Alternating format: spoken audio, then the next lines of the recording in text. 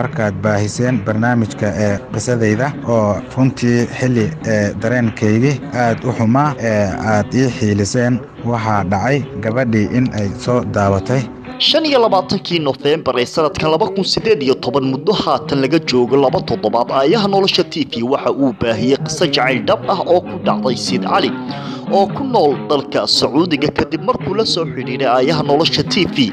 isagoo qarsan waayay dareenkiisa jacayl iyo dhaawacyada ka soo gaaray haddaba kumanaanka qof ee qisadaasi ka daawaday channelkeena YouTube-ka ee Aayaha Nolosha TV waxaa ka mid noqday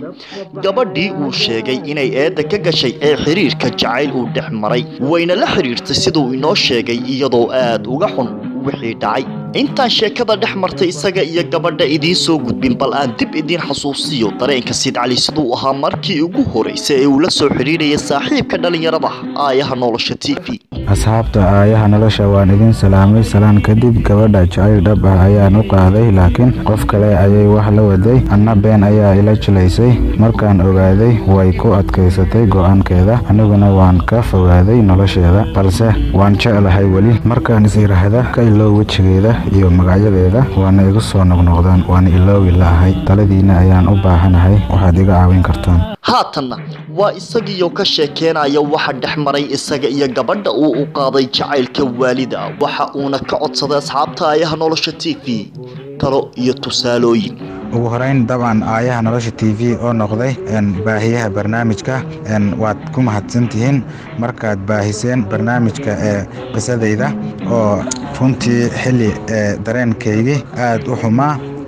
aad ii xiiliseen waxaa dhacay gabadhii in ay soo daawatay kadib qaladkeegii inay dib ugu saxdo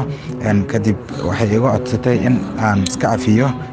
maadaama ay ogaatay in aan si dhab ah aan u jeclahay anna waxaan ku idhi haddaan ku cafiyo ma waxaad iga dhayaysaa dhaawacyadii aad ii geysatay oo aan weli u bogsan dib miyaan kuu helaya ayaan ku idhi iyaduna uma diyaar ahayn inay dib iigu soo laabato way ka madax adeegtay anna waxaan ku dhahay in ay igu adag tahay inaan ku cafiyo sababtoo ah niyadda ayay iga jabisay anigu miyaan qaldanahay mase waan saxanahay taladaasi ayaan u baahanahay